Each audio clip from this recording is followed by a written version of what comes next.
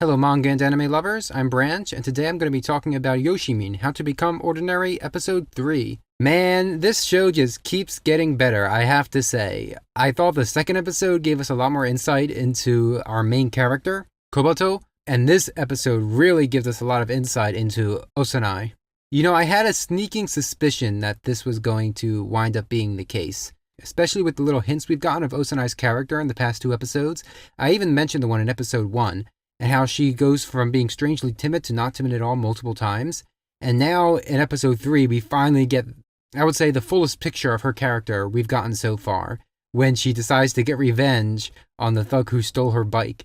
And to be clear, I'm rooting for her because that son of a gun threw the strawberry tarts onto the street. Like, forget the bike. The strawberry tarts were the real problem. And then also, of course, the teacher's blaming her, but that's something else entirely. One thing I didn't quite like about this episode, though, real quick, was the mystery of the episode with the breaking of the glass bottle. Now, to be clear, I don't think this is solved yet. We haven't actually solved why this was going on, and to be honest, we might not. But I have a feeling we're going to revisit it at some point.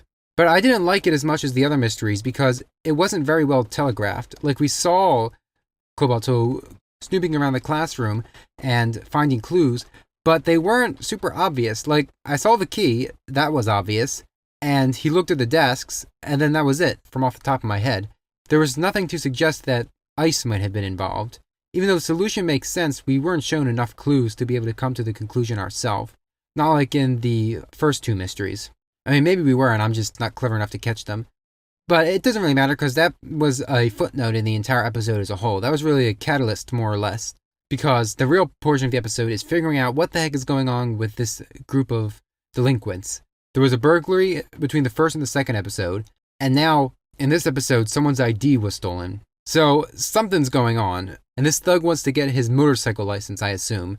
Some kind of license, so something big is going to be going down, and I have a feeling that this will culminate in the next couple of episodes, probably in a mid-season finale. I'm really curious what this overarching mystery is about, because this is something that Hyoka didn't really do. Hyoka had overarching themes and overarching character arcs, but not really an overarching mystery. But there is one in this series, at least for a larger arc right now, and I'm really curious to see how it'll end up. I think the build-up to the Osanai reveal was wonderfully done. We start off with her being very annoyed at the beginning of the episode, and her talking very curt and quiet to Kobato, and then her stress eating at the shop, combined with her pushing him to solve the classroom mystery. And then it all culminates in the bicycle section where we solve the little mystery of where the guy was going and why her bike is so destroyed. And then finally, all in the big moment where she decides that she's going to get her revenge because this is unacceptable. And I have to agree with her. She might be getting into trouble, but I have a feeling that someone who is that bent on revenge and is someone as calm as Osanai would not walk straight into danger without a plan. So I'm really curious to see what she'll do. I think the main character's worry is not as well, actually, I shouldn't really say anything because I don't know what Osanai was like in middle school.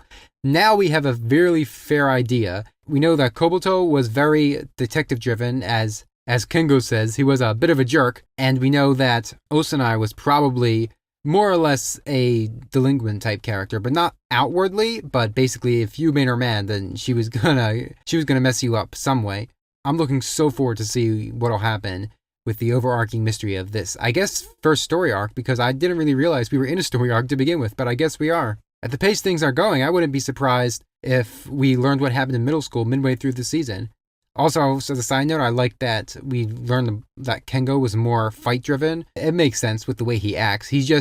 His moral compass is so straight to a fault that you wouldn't think that, but then again, those are often the types of people who get into justice-driven battles. Also, my thought process is back on track to Osanai being the catalyst for Kobato wanting to become ordinary.